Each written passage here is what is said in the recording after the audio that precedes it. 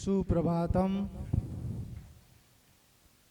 या देवी सर्वभूतेषु विद्यारूपेण संस्थिता नमस्तस्ये नमस्तस्ये नमस्तस्ये नमो नमः।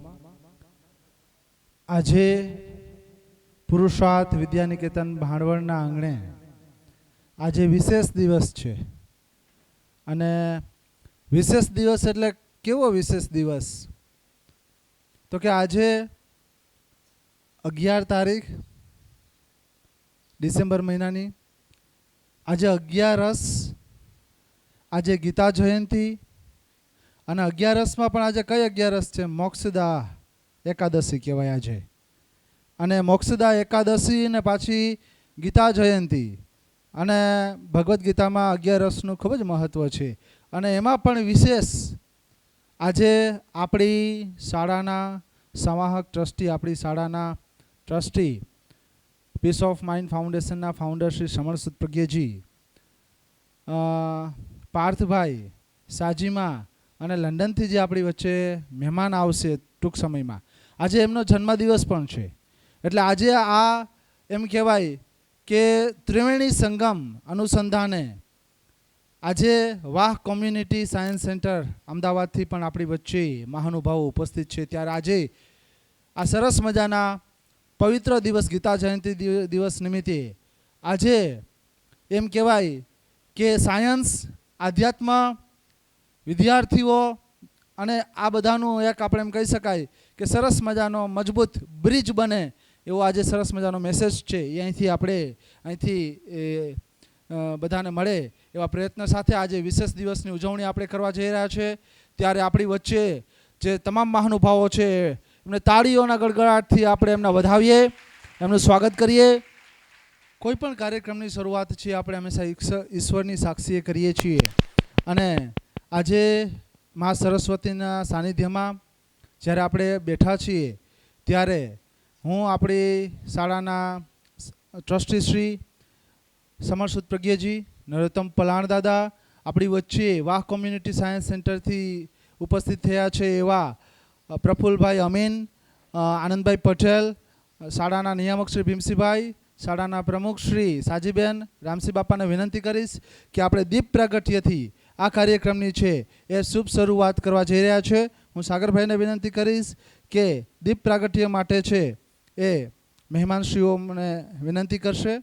દીપ જ્યોતિ પરમ જ્યોતિ દીપ જ્યોતિ જનાર્દના દીપો હરતુ મે પાપમ દીપ જ્યોતિ નમોસ્તુતે શુભમ કરોતુ કલ્યાણમ આરોગ્યમ સુખ સંપદા દ્વેષ બુદ્ધિ વિનાશાય આત્મજ્યોતિ નમોસ્તુતે આત્મજ્યોતિ પ્રદીપ્તાય બ્રહ્મજ્યોતિ નમોસ્તુતે બ્રહ્મજ્યોતિ પ્રદીપ્તાય ગુરુર્જ્યોતિ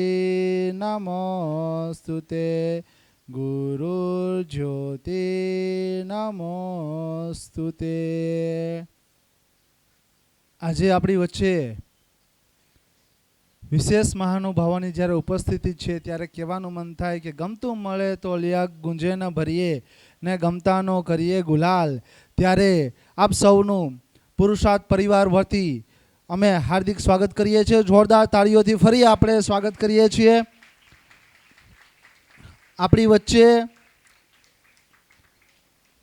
વાહ કોમ્યુનિટી સાયન્સ સેન્ટરમાંથી આપણી વચ્ચે દીપિકાબેન, કેશવરીબેન આ બંને બહેનો પ્રોજેક્ટ આસિસ્ટન્ટ એસોસિએટ છે અને ત્યારબાદ આપણી વચ્ચે દક્ષેશભાઈ જે વાહ સાયન્સ ફોલોવર્સ છે એ આપણી વચ્ચે ઉપસ્થિત થયા છે. ત્યારે પુરુષાર્થ પરિવાર આપનું હાર્દિક સ્વાગત કરે છે, આવકારે છે.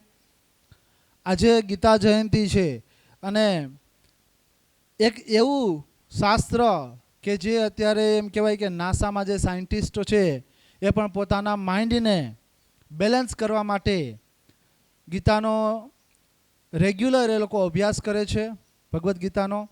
અને ત્યારે આજે સરસ મજાની આ ગીતા જયંતિ છે, એ નિમિત્તે આપણી વચ્ચે ઇતિહાસવિદ, લેખક અને શાળાના સમાજ ટ્રસ્ટી એવા નરોત્તમ પલાણદાદા છે. આપણે એમનું સરસ મજાનું ગીતા જયંતિ અંતર્ગત આપણે એમનું વ્યાખ્યાન છે એ સાંભળવાનું છે. આજે મહેમાનોના સન્માન અને આજે સમણ સુદ પ્રજ્ઞજીનો જે જન્મદિવસ છે એમની ઉજવણી આપણી વચ્ચે એક લંડનથી મહેમાનશ્રી ઉપસ્થિત થઈ રહ્યા છે, ત્યારે આપણે કરીશું. એ પહેલાં હું નરોત્તમ પલાણદાદાને વિનંતી કરીશ કે મંચ ઉપર બિરાજમાન થાય અને આજે ગીતા જયંતિ અંતર્ગત આજે બાળકોને અને અમને બધાને ગીતાનું રસપાન કરાવે. હું દાદાને વિનંતી કરીશ કે મંચ ઉપર બિરાજમાન થશે. અમે સન્માનનો કાર્યક્રમ અને વિશેષ ઉજવણી અને આજે જે ના અનુસંધાન આપણે બધા ઉપસ્થિત થયા છે, આપણી વાહ કોમ્યુનિટી સાયન્સ લેબનું ઓપનિંગ છે, એ કાર્યક્રમ આપણે લંડનથી આપણી વચ્ચે જે મહેમાન ઉપસ્થિત થશે અમેરિકાથી, ત્યારે આપણે કરીશું. દાદાને વિનંતી કરું કે મંચ ઉપર બિરાજમાન થશે. આજે ગીતા જયંતિ નિમિત્તે દાદા વક્તવ્ય આપે એ પહેલાં હું 2 વિદ્યાર્થીની છે એમને મંચ ઉપર બોલાવીશ. અને એમાં સૌ પ્રથમ વારોતરિયા જ્યોતિબેન છે. હું એમને વિનંતી કરીશ કે મંચ ઉપર અહીં આવી અને આજને દિવસ અનુલક્ષીને રજૂઆત કરે. વારોતરિયા જ્યોતિબેન. યદા યદા હિ ધર્મસ્ય ગ્લાનિ ભવતિ ભારત અભ્યુત્થાનમ ધર્મસ્ય તદા આત્માનમ સૃજામ્યહમ. નમસ્તે. અહીં ઉપસ્થિત આદરણીય શ્રી નરોત્તમ પલાણદાદા, શ્રમણ સુદ પ્રજ્ઞજી, શાળાના નિયામક ટ્રસ્ટી શ્રી ભીમસિંહભાઈ કરમૂર, તેમજ શાળાના શિક્ષકો તેમજ મારા વહાલા વિદ્યાર્થી ભાઈઓ તથા બહેનો ને મારા નમસ્કાર. ગીતા વાંચું તો પ્રભુ કહેશે યો મદ ભક્ત સમે પ્રિય. ગીતા વાંચું તો પ્રભુ કહેશે યો મદ ભક્ત સમે પ્રિય. જીવન બદલું તો પ્રભુ કહેશે યો મદ ભક્ત સમે પ્રિય. જીવન બદલું તો પ્રભુ કહેશે યો મદ ભક્ત સમે પ્રિય. ગીતાજીમાં કુલ 18 અધ્યાય અને 700 શ્લોક આવેલા છે.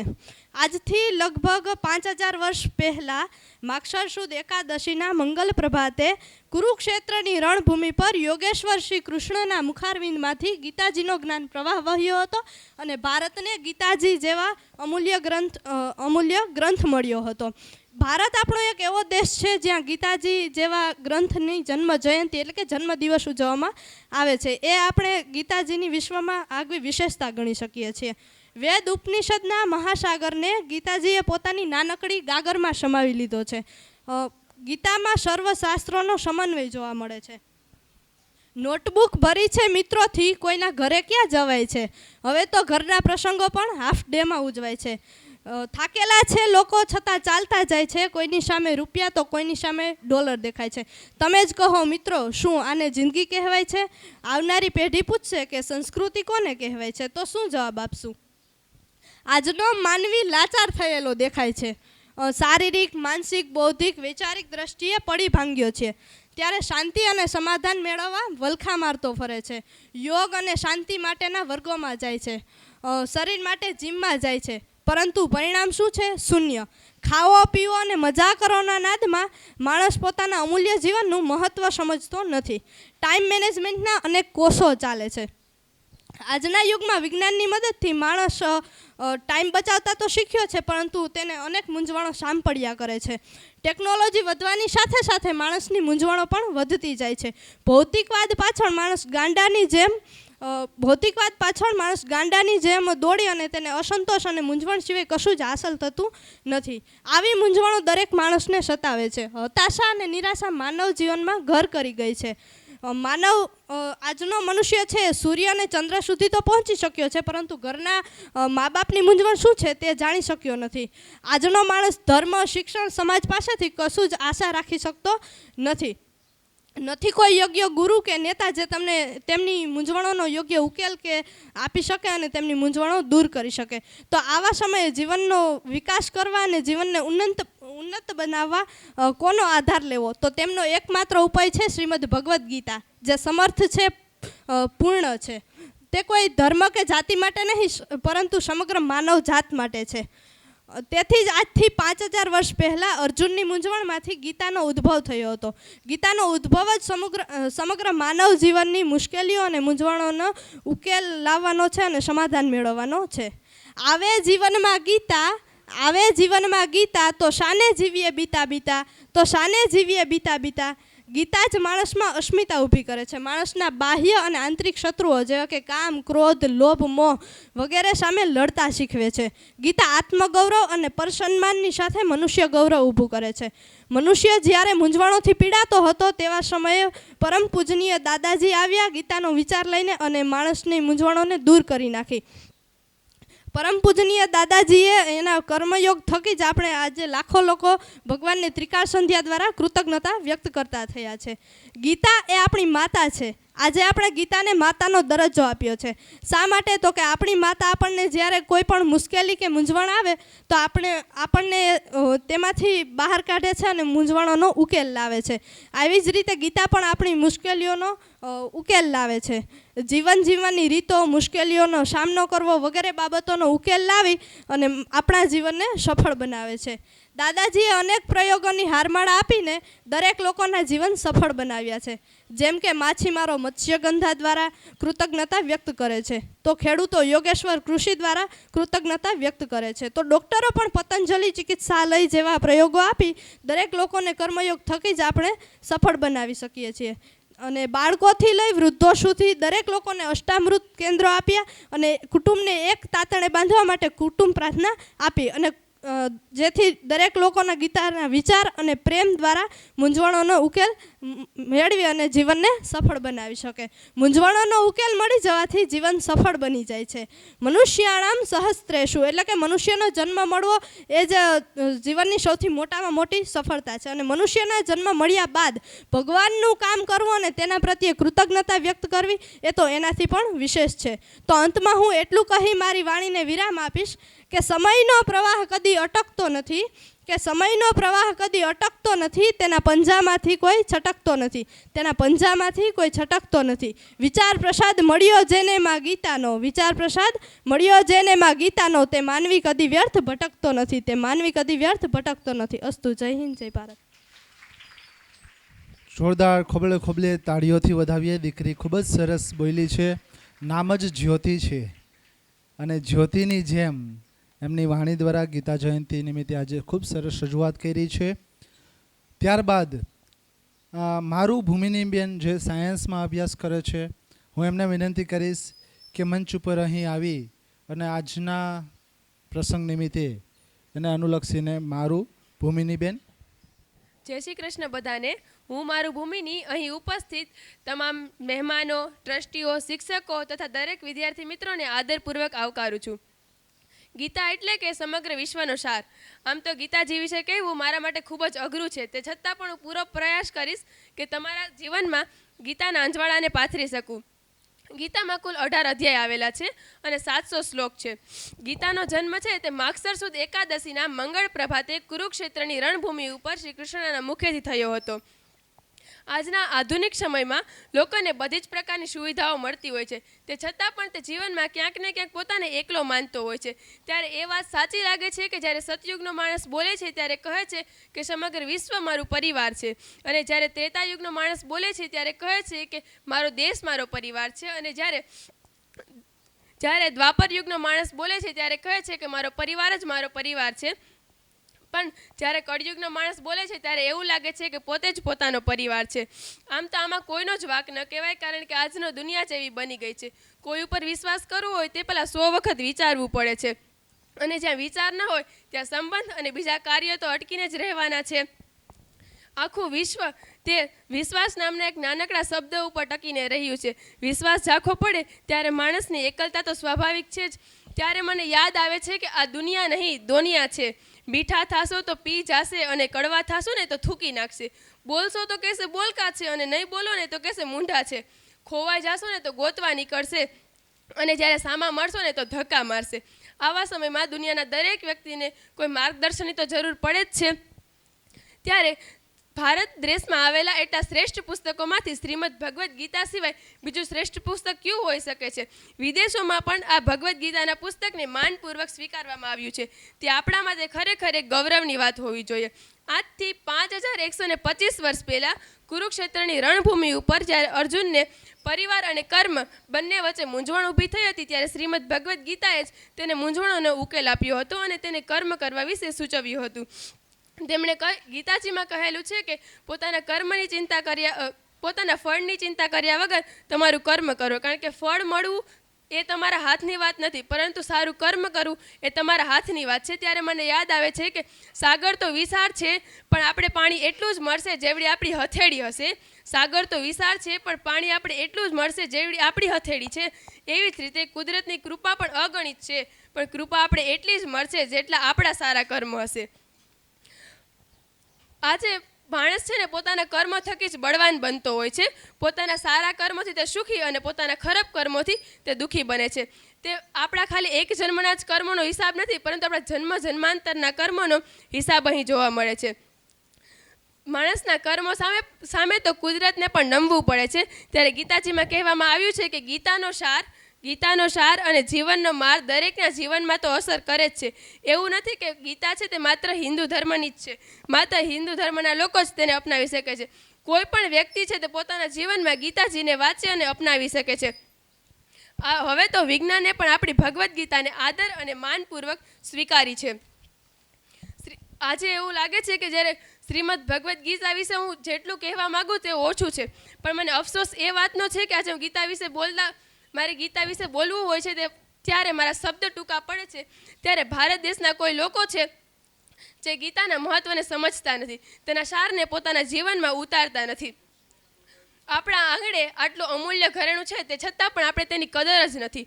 ત્યારે મને એવો વિશ્વાસ છે કે ભારત દેશના દરેક વ્યક્તિ છે તે પોતાના જીવનમાં ગીતાને ઉતારશે. ત્યારે મને યાદ આવે છે કે જ્યાં શ્રદ્ધા અને વિશ્વાસ હોય ને ત્યાં પુરાવાની જરૂર રહેતી નથી. બાકી આખી ગીતામાં શ્રી કૃષ્ણએ ક્યાંય સાઇન નથી કરેલી. સમયથી જ બધું મળે છે. સમયના પહેલાંની ઈચ્છા જ છે જે આપણા દુઃખનું કારણ બને છે. ભગવાન ક્યારેય આપણને સજા આપતો જ નથી. આપણા કરેલા કર્મો જ હોય છે જે આપણને સજા આપે છે. ભગવાનને પણ પોતાના કર્મોનું ફળ તો ભોગવવું જ પડ્યું હતું. એટલા માટે કર્મો છે તે હંમેશા સમજી વિચારીને કરવા જોઈએ. અને છેલ્લે હું એટલું કહેવા માંગીશ કે ગીતાજીમાં લખ્યું છે કે તમારો સમય નબળો છે, તમે નહીં. એટલા માટે ગીતાના જ્ઞાન, તમારા કર્મો અને તમારી જાત ઉપર વિશ્વાસ રાખી અને આગળ વધતા રહો. સફળતાના દરવાજા આપોઆપ ખુલશે. અસ્તુ. જય હિન્દ, જય ભારત. જોરદાર તાળીઓથી વધાવીએ દીકરીને. બેને ખૂબ સરસ ગીતા જયંતિ નિમિત્તે આજે જે વક્તવ્યનું આયોજન રાખેલું છે એમાં ખૂબ સરસ રજૂઆત કરી છે. એમ કહેવાય છે કે 90 વર્ષની ઉંમરે હજી પણ એમની સ્મરણ શક્તિ છે એ 24 સોનાની કેરેટ હોય એની જેમ સ્મરણ શક્તિ ધરાવે છે. પ્યોર એવા જ યંગ દાદા નરોત્તમ પલાણ દાદા. જોરદાર તાળીઓથી આપણે દાદાનું અભિવાદન કરીએ, એમને વિનંતી કરીએ કે આજે સરસ મજાનો પવિત્ર દિવસ, આજે મોક્ષ એકાદશી અને ગીતા જયંતિ છે, તો આજે ગીતા રસપાન અમને કરાવે શ્રી નરોત્તમ પલાણ દાદા. જય શ્રી કૃષ્ણ, જય જિનેન્દ્ર.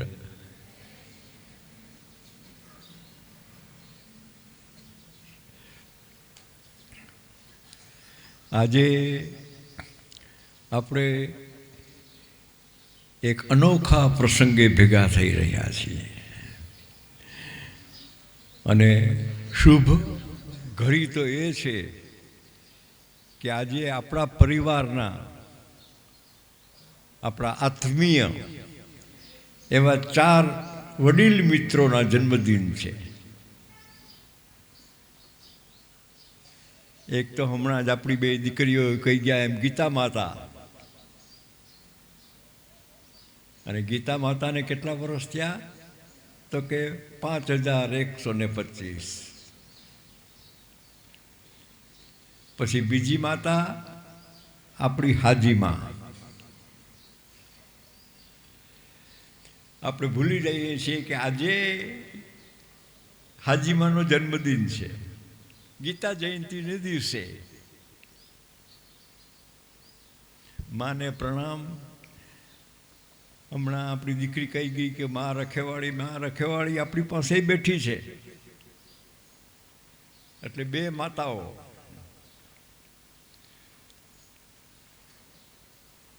ત્રીજા આ બે જન્મદિનો તિથિ મુજબ છે. આ પૂર્વ અને પશ્ચિમનું મિલન છે. તમે જુઓ કે તિથિ મુજબ છે. એટલે ગીતા જયંતિને દિવસે ગીતાનો જન્મ અને ગીતા જયંતિને દિવસે હાજીમાનો જન્મ. અને બાકીના જે 3 છે એ તારીખ મુજબ છે. એમાં પ્રથમ તો છે આપણા પ્રિય અને પૂજ્ય અને અતિ વહાલા એવા શ્રુતપ્રજ્ઞજી મહારાજ, જે આજે આપણી વચ્ચે બિરાજમાન છે.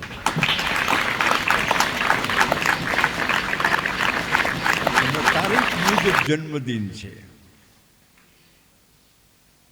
બીજા છે આપણા આજના મુખ્ય દાતા, જે હવે હમણાં પહોંચી ગયા, કેતનભાઈ અને સોનલબેન.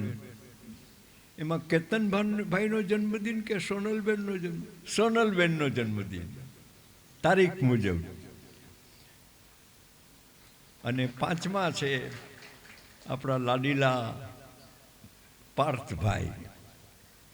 અને એ ઉપરાંત 3, એક દીકરી અને 2 ભાઈઓ. તારીખ મુજબના આટલા જન્મદિન અને તિથિ મુજબના 2 જન્મદિન. અને આવા જન્મદિનોની ઉજવણી આપણે કરી રહ્યા હોઈએ ત્યારે આપણી વચ્ચે સાયન્સ હાજર છે. સાયન્સના 2 વડીલો અને બે દીકરીઓ. એટલે વિજ્ઞાન અને સાયન્સ અને ગીતા અને વિજ્ઞાન, આમ જાણે પૂર્વ અને પશ્ચિમનો મેળ છે. જો કે આપણામાં વિજ્ઞાન છે જ. ભારતીય હિન્દુ લોકોએ કંઈ ઓછી શોધો નથી કરી. હિન્દુસ્તાનને નામે પણ વિજ્ઞાનની ઘણી શોધો છે. સૌથી મહાન શોધ તો અગ્નિ. એ અગ્નિની શોધ ભારતીય માણસોએ કરી છે, હિન્દુઓએ કરી છે. ચક્ર ભગવાન શ્રી કૃષ્ણના હાથમાં તો છે, પણ ગાડાનું ચક્ર, મોટરનું ચક્ર, સ્કૂટરનું ચક્ર. પૈડું ન હોત તો આપણો વિકાસ હોત જ નહીં. તો પૈડાની શોધ, અગ્નિની શોધ અને સૌથી મોટી ઝીરોની શોધ. એકડો બગડો તગડો 9 સુધી તો છે, 9 સુધી તો છે, પણ ઝીરો ક્યાંય નહોતો દુનિયામાં. એ ભારતવાળાએ શોધ્યો. તો આજે આ બધા જન્મદિનો, એમાં ગીતા અને આટલા મહાનુભાવોની હાજરી, અને આપણી 2 દીકરીઓએ સરસ મજાનું આમ અસ્ખલિત ગીતા વિશે વાત કરી. તો આપણને આશ્ચર્ય થાય કે આ ગીતા શું છે? ગીતા ગીતા ગીતા કર્યા રાખીએ છીએ, પૂર્વના પશ્ચિમના આ તે. ચીનના મહાન માણસો પણ ગીતાને માથે લઈને નાચ્યા. ચીનના માણસો પણ. તો ગીતામાં શું છે? ગીતા ક્યાં ઊભી છે? ગીતા કેના પછી શું થયું? એમ હમણાં એક દીકરીએ કીધું કે આપણા આખા ધર્મનો સાર છે ગીતા.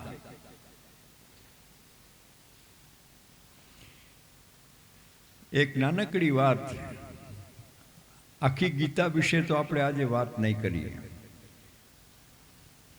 પણ એક નાનકડી વાત કે ગીતા શું છે, અથવા તો હિન્દુ ધર્મ શું છે? આ હિન્દુ ધર્મનો જે વડલો છે, એ વડલાની જ 2 મુખ્ય વડવાઈઓ, તે જૈન અને બૌદ્ધ, ત્રીજી શીખ, અને તે પછી તો રામો પીરને, સહજાનંદ સ્વામીને, હમણાં સાંઈ બાબાની કોઈ વાત કરી. એમ આ હિન્દુ ધર્મરૂપી વડલાની અનેક ડાળીઓ છે અને એના અનેક મૂળ પણ છે. એટલે મૂળ છે આ વડલો, એ હિન્દુ ધર્મ છે. હિન્દુની 3 પાંખ મુખ્ય. એક બ્રાહ્મણ પરંપરા જે ત્રિદેવ પરંપરામાં માનતી હતી, એટલે કે બ્રહ્મા વિષ્ણુ મહેશમાં માનતી હતી, એ આપણે બધા. પછી એક બૌદ્ધ પરંપરા અને એક જૈન પરંપરા. આ 3 પરંપરા હિન્દુસ્તાનની મહાન પરંપરા. એમાં જૈન પરંપરાનું મહત્વ આપણે ગાંધીજીના જીવન ઉપરથી જાણી શકીએ છીએ.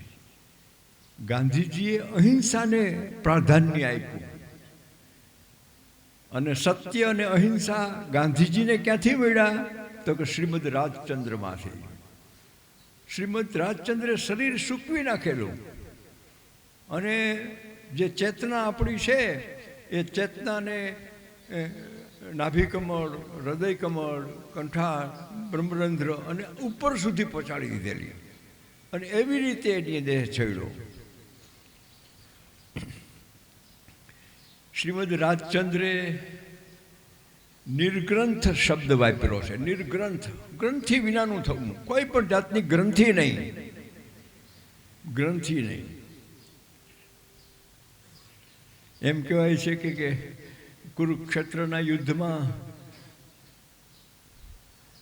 આ 2 કાકા બાપાના દીકરાઓ મોટી સેનાઓ લઈને ભેગા થયા હતા ઝઘડો કરવા. ત્યારે દુર્યોધનને સામે માત્ર દુશ્મનો જ દેખાણા. આ એક દ્રષ્ટિ. દુર્યોધનને સામે ઉભેલામાં માત્ર દુશ્મનો જ દેખાણા કે આને મારો, ભીમને મારો, અર્જુનને મારો, કૃષ્ણને પણ મારો. અને બીજી બાજુ અર્જુનની દ્રષ્ટિ, એને સામે ઉભેલા બધામાં ભાઈઓ દેખાણા, પોતાનો પરિવાર દેખાણો. આ મોટી વાત છે. આપણે આખી દુનિયાને દુશ્મન જોઈએ છીએ તો આપણે કૌરવ છીએ. આપણે આખી દુનિયાને જો આપણા ભાઈઓ સમજીએ છીએ તો આપણે પાંડવો છીએ. આ પોઝિટિવ દ્રષ્ટિબિંદુ છે, આ નેગેટિવ દ્રષ્ટિબિંદુ છે. તમે જુઓ ગીતાનો આરંભ કેમ થયો? તો કંઈક આંધળા માણસના શ્લોકથી આરંભ થયો. પેલો શ્લોક એક આંધળો માણસ બોલે છે. કોણ બોલે છે? ધૃતરાષ્ટ્ર બોલે છે.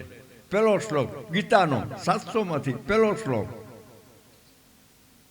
હવે ધૃતરાષ્ટ્ર કોણ છે? તો કે આંધળો છે. અને ગીતાનો છેલ્લો શ્લોક કોણ બોલે છે? તો કે જેને દિવ્ય દ્રષ્ટિ પ્રાપ્ત થઈ છે તે. સામાન્ય ચક્ષુ તો છે જ, પણ સામાન્ય ચક્ષુથી પણ આગળ આંધળામાંથી વિકાસ છે. આંધળો આ દુનિયાને જોવે છે, પછી આપણે તમારા મારા જેવા સામાન્ય માણસો, સૂઝતા માણસો દુનિયાને જોવે છે, અને શ્રમણજી જેવા દિવ્ય દ્રષ્ટિવાળા માણસો પણ આ દુનિયાને જોવે છે. ગીતાના 700 શ્લોકમાં એક વિકાસ છે, આંધળાથી દિવ્ય દ્રષ્ટિ સુધી. આપણી પાસે તો ચામડાના ચક્ષુ છે. એટલે 11મા અધ્યાયમાં કૃષ્ણ ભગવાને વિરાટ સ્વરૂપ બતાવ્યું ત્યારે અર્જુન આવામાં આંખો કરવા માંડ્યો કે પ્રભુ મને તો કંઈ દેખાતું નથી. તો કે આ તારી જે ચર્મ ચક્ષુ છે, તારી જે આ ચામડાની આંખો છે, એનાથી તું મને ન જોઈ શક. દિવ્યમ દદામી તે ચક્ષુ પશ્યમે યોગમેશ્વરમ. તને હું દિવ્ય દ્રષ્ટિ આપું છું, એનાથી તું જો. ભગવાન શ્રી કૃષ્ણે 2 જણાને દિવ્ય દ્રષ્ટિ આપી. એક વાર સંજયને. સંજય એટલે આજનો આપણો બારોટ. એ ધૃતરાષ્ટ્ર પાસે બેઠો છે, અને ધૃતરાષ્ટ્ર પૂછે છે કે મારા અને પાંડવોના ભાઈઓ હામાં ભેગા થયા, એનું શું થયું? એ તો જરા કે પોતે તો આંધળો છે. એટલે પેલો સંજય આમ દિવ્ય દ્રષ્ટિથી જુએ છે કે આ બાજુ પાંડવો છે, આ બાજુ કૌરવો છે. અને દુર્યોધન આમ બોલી રહ્યો છે ને અર્જુન આમ બોલી રહ્યો છે. વિચિત્ર રીતે ગીતાનો આરંભ થયો. તમે જુઓ યુદ્ધ ભૂમિમાં. આજે ઘણા વિદ્વાનો એવો પ્રશ્ન કરે છે કે ભાઈ યુદ્ધ ભૂમિમાં ગીતાના શ્લોકો બોલવા એ કેટલું, કેવી રીતે થઈ શકે? પણ ત્યારે આપણે મહાભારતના યુદ્ધની કાળક્રમ એનો ઇતિહાસ ભૂલી જઈએ છીએ. મહાભારતનું યુદ્ધ 18 દિવસ ચાલ્યું. આજે માગસર સુદ 11 આજે યુદ્ધનો આરંભ થયો, મહાભારતના યુદ્ધનો. પૂર્ણાહુતિ ક્યારે થઈ?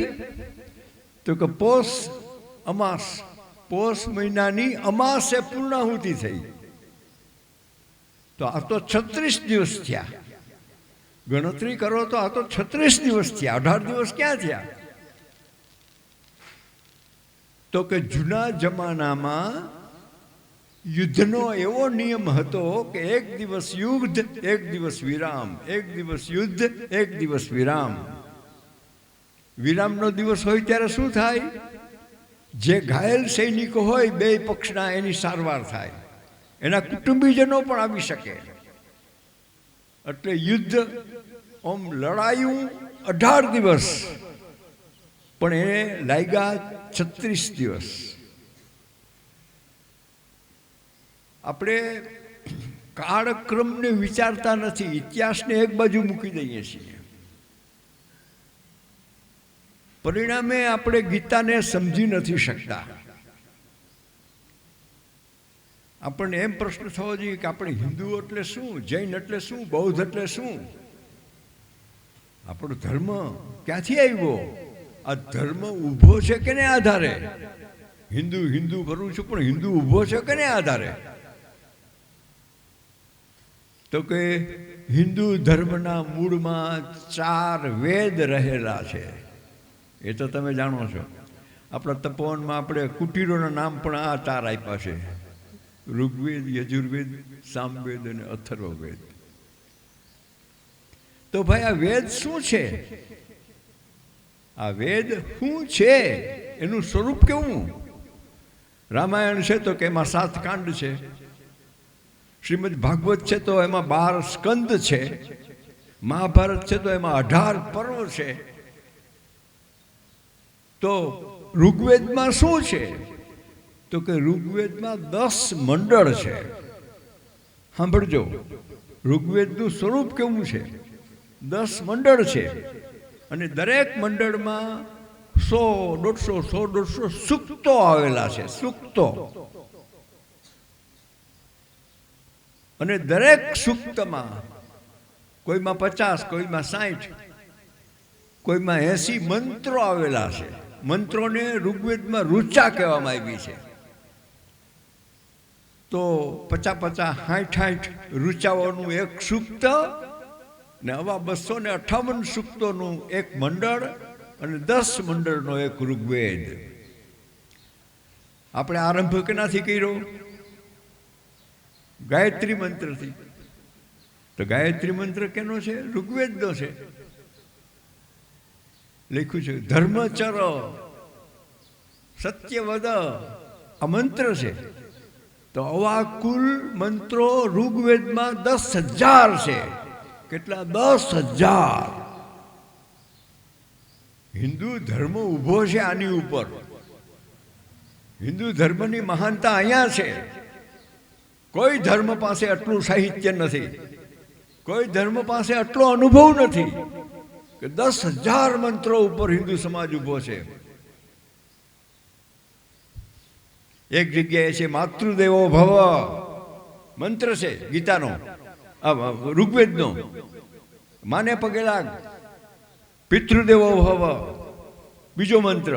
ત્રીજો મંત્ર આચાર્ય દેવો ભવ.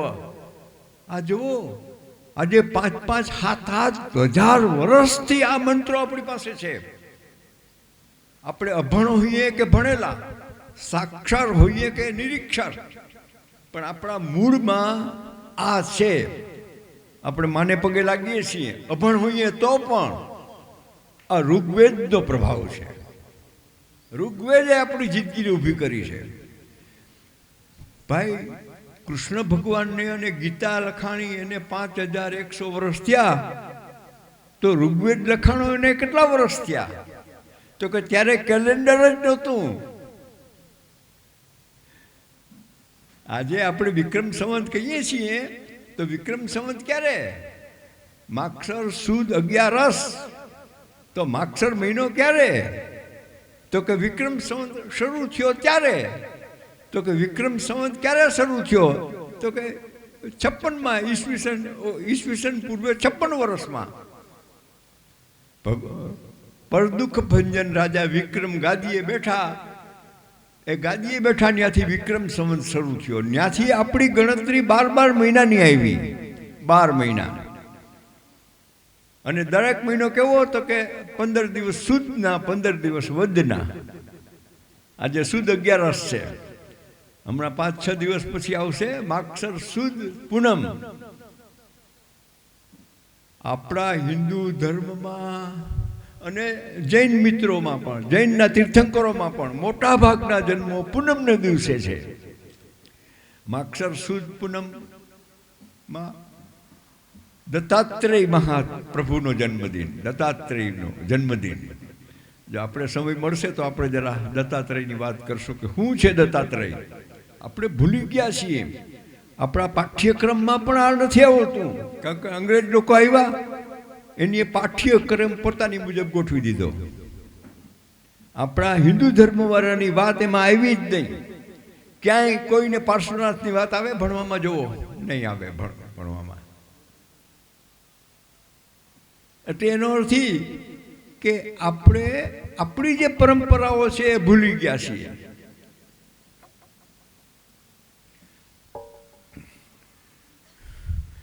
મારાથી બહુ લાંબુ થઈ જાય છે એટલે ટાઈમનો સમય કરીને ટૂંકાવું છું. કે ઋગ્વેદ એવો છે કે જેમાં 10,000 શ્લોક મંત્રો છે. બીજો છે યજુર્વેદ. આપણે એમ વિચાર કરતા હતા કે ઋગ્વેદનો સમય કયો? ભગવાન શ્રી કૃષ્ણને 5,000 વર્ષ. તો ઋગ્વેદ કેટલા વર્ષ? તમે જુઓ કે ઋગ્વેદમાં મહાભારત યુદ્ધનો ઉલ્લેખ નથી, શ્રી કૃષ્ણનો ઉલ્લેખ નથી. એનો અર્થ એ કે 5,000 વર્ષ પહેલા ઋગ્વેદ છે. ઋગ્વેદ જ્યારે લખાણો ત્યારે હજી મહાભારતનું યુદ્ધ નથી થયું. મહાભારતના ઋગ્વેદના અંતિમ કાળમાં એક યુદ્ધ થયું, એને 10 રાગન યુદ્ધ કહેવામાં આવે છે. એક બાજુ 10 રાજાઓ છે અને એક બાજુ એક જણો છે.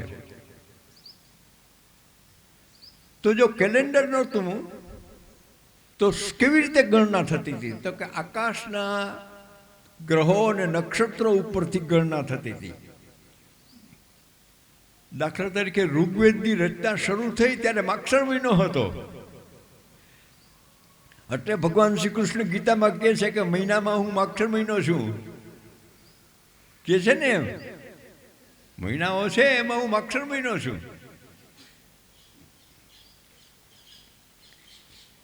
હવે વિક્રમ સંવતમાં વિક્રમ રાજા ગાદીએ બેઠા ત્યારથી આપણો વિક્રમ સંવત શરૂ થયો. એટલે કે 2056 વર્ષ થયા. આજે 2081મું વર્ષ ચાલે છે. ને ઈસવીસન ક્યારે શરૂ થઈ? તો કે ભગવાન ઈસુનો જન્મ થયો ત્યારે. કોઈ તમને પૂછે કે ભગવાન ઈસુની જન્મ તારીખ કઈ? તો કે 1-1-1. ચોખ્ખી વાત છે. 25 ડિસેમ્બરથી એની ઉજવણી શરૂ થાય છે. પણ ઈસુનો જન્મ તો 1 તારીખ, 1 મહિનો, 1 વર્ષ, 1-1-1.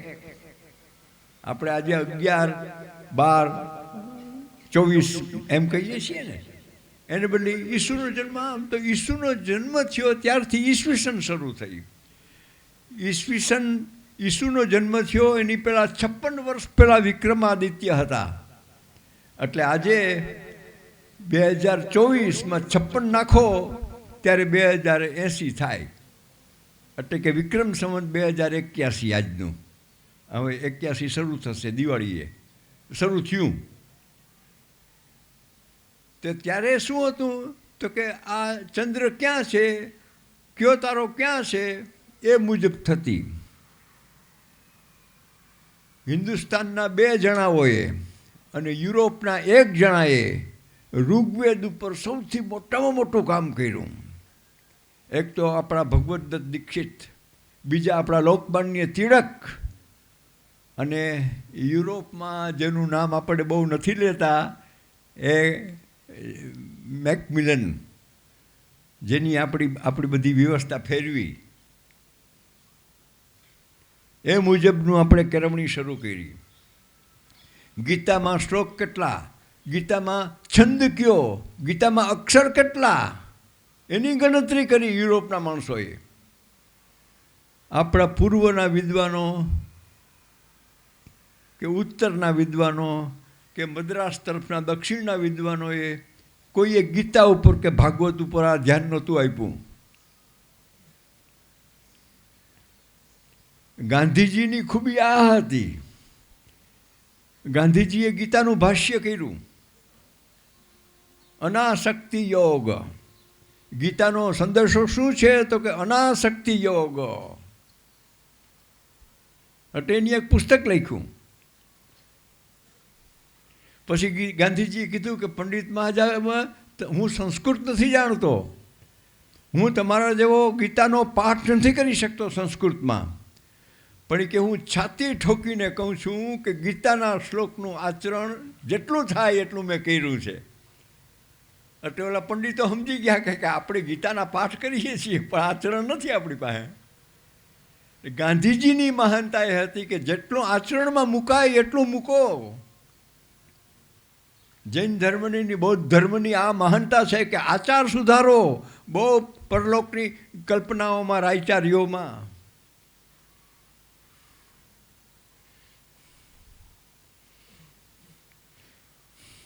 લોકમાન્ય તિલકે એમ કીધું કે કર્મયોગ એ ગીતાનો સંદેશો છે.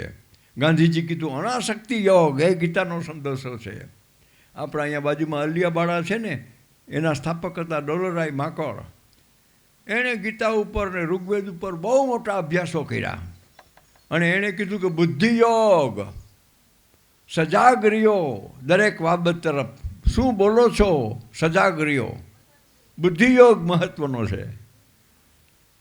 આપણે અલિયાબાડા ગંગાજાડા વિદ્યાપીઠ, જે સૌરાષ્ટ્ર યુનિવર્સિટીના પહેલાં કુળપતિ પણ હતા. ગીતામાંથી શું સાર નીકળે છે? કૃષ્ણ અને અર્જુનનો રથ અહીંયા આવે છે ત્યારે અર્જુન કે મારે નથી લડવું, મારે નથી લડવું. તું ક્ષત્રિય છો, તારે લડવું જોઈએ, તારો ધર્મ છે આ. આનો અર્થ એ કે ગીતાના સમયમાં વર્ણ વ્યવસ્થા છે. બ્રાહ્મણ, ક્ષત્રિય, વૈશ્ય, શૂદ્ર છે. અને ગીતા પછી જૈન અને બૌદ્ધ આવ્યા એટલે એની વર્ણાશ્રમનો વિરોધ કર્યો. હવે આખી પરંપરા કેવી છે? ટૂંકમાં ઋગ્વેદ, યજુર્વેદ, સામવેદ બાગ બધા ગીત. હમણાં આપણે એક સામવેદનું ગીત આપણી દીકરી નિરાલીબેને ગાયું, એક શ્લોક બોલ્યા ને આપણે, સામ. સામ એટલે એક ગાન, એક જાતનું ગાન, એ સામવેદ છે. અને પછી ચલો વેદ આવ્યો, એ અથર્વવેદ. આજે આપણે રેકી રેકી કહીએ છીએ કે હું તને રેકી કરું છું, હું તને હિલિંગ કરું છું. હિલિંગ, આ હિલિંગ કેમ કરવું, રેકી કેમ કરવી, એની વાત અથર્વવેદમાં કરવામાં આવી છે. હવે તમે જુઓ કે લોકમાન્ય તિલક એમ કહે છે કે કૃષ્ણ ભગવાનને 5000 વર્ષ, પણ ઋગ્વેદ અને યજુર્વેદ લખાણા એને 26,000 વર્ષ. એટલે 21,000 વર્ષ પહેલાં આ વેદો લખાણા. લોકમાન્યને સગવડ શું મળી ગઈ હતી? 6 વર્ષની સજા ફટકારી હતી જેલની. જેલમાં બેઠા બેઠા એને કીધું કે મને બધા પુસ્તકો આપો, હું આમાં 6 વર્ષ ક્યાં કાઢીશ. એટલે એની જેટલા હસ્તપ્રતોને છાપેલા પુસ્તકો મળ્યા એનો અભ્યાસ કર્યો અને એની ઉપરથી ગીતાનું રહસ્ય કર્મયોગ નામનું 1000 પાનાનું પુસ્તક લખ્યું. ગીતા લોકમાન્ય તિલક હજી હમણાં જ આપણી વચ્ચે હતા, હું જીવતો હતો ત્યારે હતા. આવા માણસો આજે આપણી પાસે નથી. આપણા શિક્ષકો છે પણ આપણા શિક્ષકોમાંથી કોઈ ગીતાનો એક અધ્યાય નિરાતે વાંચતા નહીં હોય. મને એમ લાગે છે કે આપણે વાંચવું જોઈએ, ન સમજાય તોય વાંચવું જોઈએ. તો આ 4 વેદ સાંભળજો, 26,000 વર્ષ પહેલાં લોકમાન્ય તિલક કહે છે એમ. પણ પછી જો એક ઋગ્વેદમાં 10,000 મંત્રો હોય તો સામગાન કેટલા યજુર્વેદમાં, સામવેદમાં? યજુર્વેદમાં યજ્ઞની પદ્ધતિ કેટલી ને અથર્વવેદમાં આવા વિધિ વિધાન કેટલા રેખીના ને હિલિંગ કરવાના. એટલે આપણા જે વિદ્વાન બ્રાહ્મણો હતા એને એમ સૂઝ્યું કે આપણે આ ઋગ્વેદ છે એનું સંકલન કરીએ, એમાંથી જે અગત્યના શ્લોકો છે એને જુદા તારવીએ. એટલે સેંકડો વર્ષ સુધી આપણા ઋષિમુનિઓ આ બધા 4 વેદમાંથી જે અગત્યના શ્લોકો લાગ્યા, અગત્યના મંત્રો લાગ્યા, એને જુદા તારવા. આ જે જુદા તારવા એનું નામ બ્રાહ્મણ ગ્રંથો. એટલે પહેલાં આવે છે વેદ, પછી બીજું સ્ટેપ બ્રાહ્મણ ગ્રંથો. વેદ છે એ સર્જન છે, એ મૌલિક સર્જન છે. જ્યારે બ્રાહ્મણ ગ્રંથો શું છે? એમાંથી સંપાદન છે, એમાંથી સંપાદન છે. બ્રાહ્મણ ગ્રંથોમાં કોઈ મૌલિક વસ્તુ નથી, પણ ઋગ્વેદમાંથી આટલા શ્લોક, યજુર્વેદમાંથી આટલા, સામવેદમાંથી અથર્વવેદમાંથી આટલા, એના બ્રાહ્મણ ગ્રંથો થયા. એટલે સંકલન આવી ગયું. તમારે જો આગળ કામ કરવું હોય તો સંકલન તો કરવું જોઈએ ને. આખી ગીતા કે 10,000 શ્લોક ઉપર કામ કરો તો કેમ થાય? એટલે કીધું કે આ 10,000 શ્લોકમાંથી આટલા શ્લોક અગત્યના છે, આમાંથી આટલા શ્લોક અગત્યના છે. એ જે સંચય થયો એનું નામ બ્રાહ્મણ ગ્રંથો. પણ આ તો સંકલન કર્યું, સંપાદન થયું. અત્યારે સુંદરમના 100 કાવ્યો લઈએ ને એમાંથી 6 કે 26 કાવ્યો આપણે જુદા કરીએ તો સુંદરમના કાવ્યો, પસંદ કરેલા કાવ્યો. તો મૂળ કાવ્યોમાંથી આપણને પસંદ પડ્યા એટલા કાવ્યો લીધા. એટલે એ સર્જન નથી પણ સંપાદન છે. તો બ્રાહ્મણ ગ્રંથો હિન્દુ ધર્મમાં સંપાદન છે. હવે સંપાદન તો આવ્યું, એટલે કે વેદનું ક્રીમ તો આવી ગયું બ્રાહ્મણ ગ્રંથોમાં. વેદમાં જે અગત્યનું હતું એ બ્રાહ્મણ ગ્રંથોમાં આવી ગયું. પછી બ્રાહ્મણ ગ્રંથમાંથી એક બ્રાહ્મણ ગ્રંથ લઈને એક ગુરુ પોતાના વિદ્યાર્થીઓને લઈને અરણ્યમાં ગયો, અરણ્યમાં, જંગલમાં, અને ન્યાય એનો વિચાર કરવા લાગ્યો કે ભાઈ આ ગ્રંથમાં શું છે? આ બ્રહ્મ નિરાકાર છે કે સાકાર છે? ઈશ્વર છે કે નહીં? આત્મા છે કે નહીં? શરીર શું છે? તો આ ત્રીજું સ્ટેપ શું આવ્યું? બ્રાહ્મણ ગ્રંથો ઉપર આધારિત આરણ્યકોનું, એ પુસ્તકોનું નામ જ આરણ્યક. વેદ, બ્રાહ્મણ ગ્રંથ અને આરણ્યક. આરણ્યક એ ચિંતન છે, જુદા જુદા ઋષિઓએ એના વિદ્યાર્થીઓ સાથે કરેલું. હવે આ આરણ્યકો તૈયાર થયા પછી શું આવ્યું? તો કે આરણ્યકોનું દોહન કરો. આરણ્યકમાં અગત્યનું શું છે? એટલે એમાંથી 120 ઉપનિષદો સંકલન કરવામાં આવ્યા. વેદ, બ્રાહ્મણ ગ્રંથો, આરણ્યક અને ચોથો સ્ટેપ ઉપનિષદ. ઉપનિષદ અગત્યમાં અગત્યનું સાહિત્ય હિન્દુ ધર્મનું. 120 ઉપનિષદોમાં 10 ઉપનિષદો સૌથી અગત્યમાં અગત્યના. ઈશાવાસ્ય ઉપનિષદ, કેન ઉપનિષદ, બૃહદારણ્ય ઉપનિષદ, તૈત્તરીય ઉપનિષદ. એટલે તમે જુઓ હિન્દુ ધર્મ શું છે? આ ટીલા ટપકા કરવાનું હું કરીને ધૂણું એ હિન્દુ ધર્મ નથી. આ હિન્દુ ધર્મનો પ્રવાહ તો જુઓ. હવે શું ક્યાં પહોંચ્યા આપણે? ઉપનિષદ. એમ કહેવાય છે ઇતિહાસમાં કે ઉપનિષદોનું સર્જન થતું હતું ત્યારે પાર્શ્વનાથ હતા. પાર્શ્વનાથ હયાત હતા. પાર્શ્વનાથ અને મહાવીર વચ્ચે 200 વર્ષનું અંતર છે.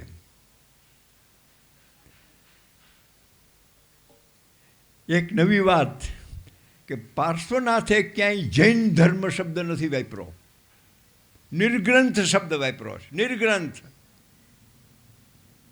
તે પછી 200 વર્ષ પછી મહાવીર થયા. એ મહાવીરે જે પાર્શ્વનાથે જે 4 વ્રત નક્કી કર્યા હતા એમાં 5મું બ્રહ્મચર્ય ઉમેર્યું અને જૈન ધર્મનો જૈન શબ્દ આપ્યો. ઇતિહાસ એમ કહે છે કે આ અવાસ્તવિક હતું. બ્રહ્મચર્ય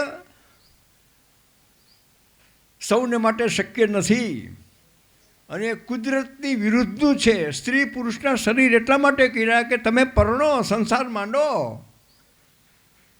પાર્શ્વનાથે સંસાર હતો, મહાવીરને ખુદને સંસાર હતો. સુદર્શના નામની એક દીકરી પણ મહાવીરની હતી. ઉપનિષદ કાળમાં પાર્શ્વનાથ અને મહાવીર જુદા પડ્યા. ભગવાન બુદ્ધ પણ ત્યારે જુદા પડ્યા. મહાવીર અને બુદ્ધ વચ્ચે 30 વર્ષનું અંતર માત્ર. બુદ્ધ ભગવાન 30 વર્ષ નાના, મહાવીર 30 વર્ષ મોટા. અને ખૂબીની વાત એ છે કે મહાવીર, બુદ્ધ અને પાર્શ્વનાથ ત્રણેય રાજકુમારો હતા, ક્ષત્રિય હતા. ક્ષત્રિય છે આ ત્રણ.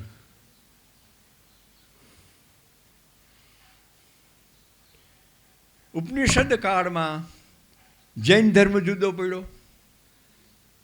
બૌદ્ધ ધર્મ જુદો પડ્યો, સાકાર નિરાકાર એનું જુદું પડ્યું. ઉપનિષદ પછી શું આવ્યું?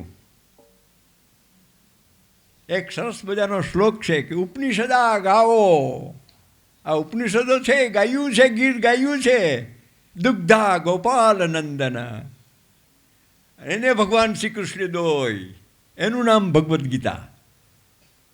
તમે જુઓ ગીતા કેટલી મહાન છે એ જુઓ કે ઉપનિષદ રૂપી ગાયો છે, એ ગાયોનું દોહન ભગવાન શ્રી કૃષ્ણે કર્યું અને એ અમૃત આજે આપણી પાસે છે ને એનો આજે આપણે જન્મદિન ઉજવી રહ્યા છીએ.